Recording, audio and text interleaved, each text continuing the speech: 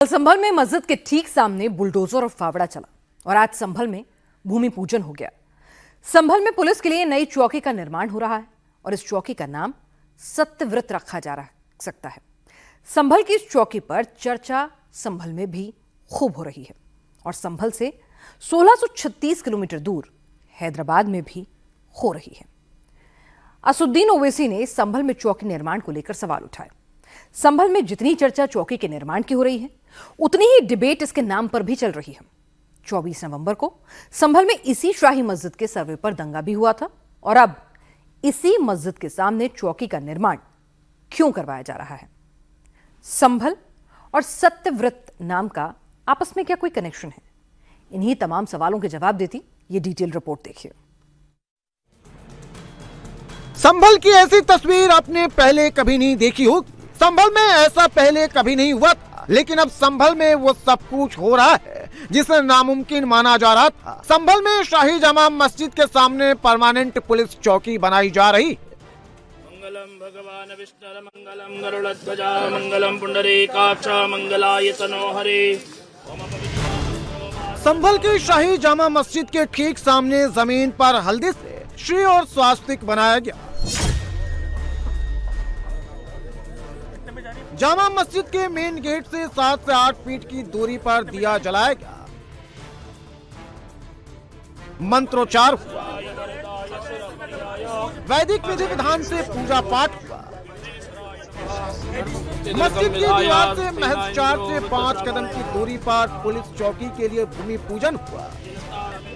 वास्तु शास्त्र के हिसाब से नई पुलिस चौकी की आधारशिला रखी गई। एएसपी शीश चंद्र और कोतवाली प्रभारी अनुज तोमर ने पुलिस चौकी की नींव रखी। इस वक्त संभल की शाही जामा मस्जिद के ठीक सामने मौजूद है। सामने देखिए आप, ये जामा मस्जिद है और उसके सामने जो पुलिस चौकी बन रही है, आज उसकी नींव रखी जा रही है। सामने देखिए कि पूरी विधि विधान और मंत्रोच्चारण के साथ इसकी शुरुआत की गई। आचार्य आपको नजर आ रहे हैं, पुलिस के जो आलाधिकारी है वो आपको नजर आ रहे हैं और हल्दी उस पर जो नींव है उस पर डालकर पूरे मंत्रोच्चारण करके पूजा करके दिए जलाकर पूरे विधि विधान के साथ यहाँ इसकी जो नींव है वो रखी गई है। और पुलिस का ये कहना है, देखिए सामने आपको भारी जो पुलिस बल है वो भी नजर आएगा ताकि किसी तरह का जो व्यवधान है वो पैदा ना हो। यहाँ आरएएफ की तैनाती कर दी गई है और तमाम जो भी व्यवस्था है पुलिस की तरफ से वो की गई है। यह पुलिस चौकी संभल में कहीं और भी बनाई जा सकती थी। इस पुलिस चौकी का नाम कुछ और भी हो सकता था, लेकिन संभल में चौकी उसी मस्जिद के सामने बनाई जा रही है जिसको लेकर सालों से विवाद चल रहा है। मुस्लिम पक्ष जिसे जामा मस्जिद बताता है, हिंदू पक्ष उसे ही हरिहर मंदिर बताता है। सबूत के तौर पर संभल के पौराणिक इतिहास को दिखाता है। अब संभल की नई चौकी का नामकरण भी उसी इतिहास से किया जा रहा है।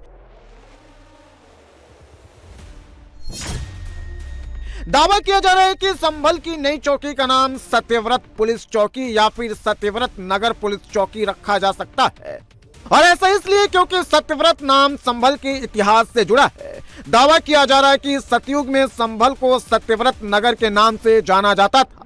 प्राचीन पुस्तकों में संभल का उल्लेख सत्यव्रत नगर के नाम से ही मिलता है। जामा मस्जिद के सामने बनने वाली पुलिस चौकी में भूमि पूजन किया गया है और जो जिन आचार्य ने भूमि पूजन कराया हमारे साथ है।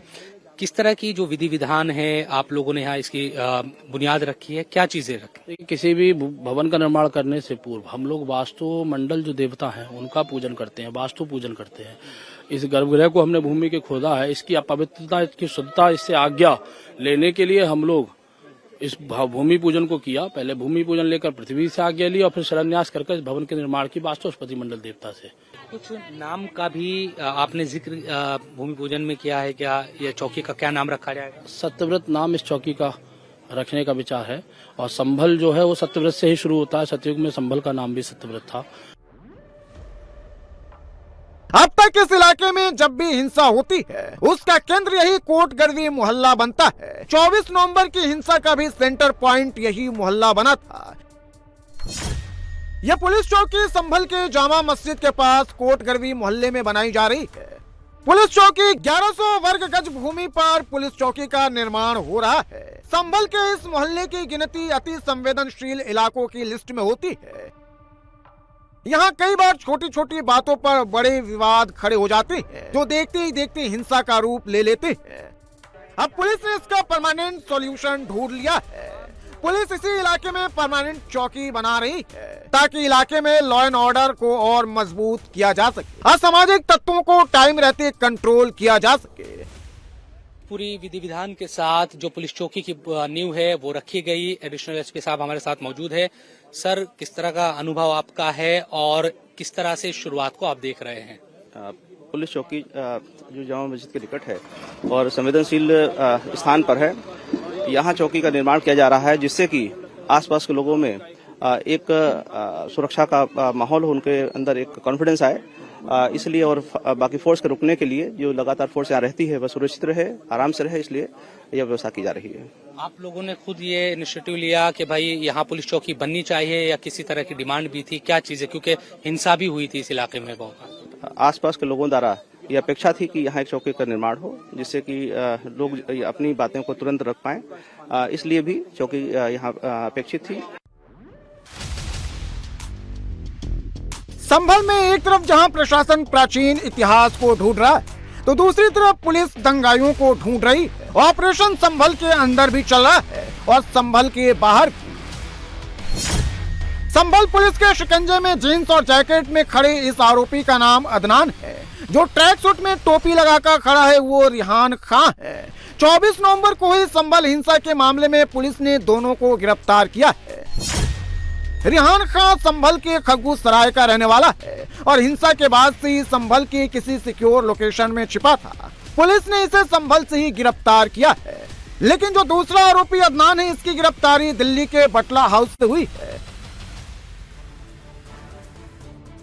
रिहान खां की उम्र 37 साल है और अदनान की उम्र 24 साल है। रिहान पठान है तो अदनान तुर्क मुसलमान है। ये दोनों आरोपी पिछले 1 महीने से पुलिस को चकमा दे रहे थे, लेकिन पुलिस ने इनकी लोकेशन ट्रेस करके गिरफ्तार कर लिया। दोनों आरोपियों पर 11 धाराओं में मामला दर्ज किया गया है। आरोपियों पर धारा 191(2), 191(3), 190 लगाई गई है। ये सभी हिंसा और घातक हथियारों से हमला करने की धाराएं हैं। धारा 109(1) मतलब ये धारा तब लगाई जाती है जब व्यक्ति कोई ऐसा काम करता है जिससे किसी की मौत हो जाती है। धारा 121(1) और 132 भी लगाई गई है। ये सब धाराएं सरकार के खिलाफ युद्ध या विद्रोह की स्थिति में लगाई जाती है। इसके अलावा धारा 324(5), 326(6), 323(b), 310(2) के तहत भी मुकदमा दर्ज हुआ है। 7 CLA एक्ट और 3/4 लोक संपत्ति नुकसान निवारण अधिनियम का केस भी लिखा गया है। संभल में हिंसात्मक घटना के पश्चात 50 लोग अभी तक गिरफ्तार किए जा चुके हैं। इसमें से एक अदनान है, जो कि थाना नखासा क्षेत्र से वांछित था। CCTV फुटेज के आधार पर इसे आइडेंटिफाई करते हुए प्रकाश में लाया गया था। बाटला हाउस दिल्ली से इसे गिरफ्तार करके कल जेल भेजा गया है। ये है और इसके साथी घटना में शामिल रहे हैं। इनके पीछे कौन था जानकारी की जा रही है और साथ ही इन्हें शरण देने वालों के खिलाफ भी कार्रवाई की जाएगी। इस ऑपरेशन में अदनान की गिरफ्तारी यूपी पुलिस के लिए बड़ी कामयाबी मानी जा रही है। ऐसा इसलिए क्योंकि 24 नवंबर की हिंसा के बाद जैसे ही पुलिस का एक्शन शुरू हुआ, जैसे ही पुलिस ने दंगाइयों पर अपना शिकंजा कसना शुरू किया, अदनान संभल से फरार हो गया था।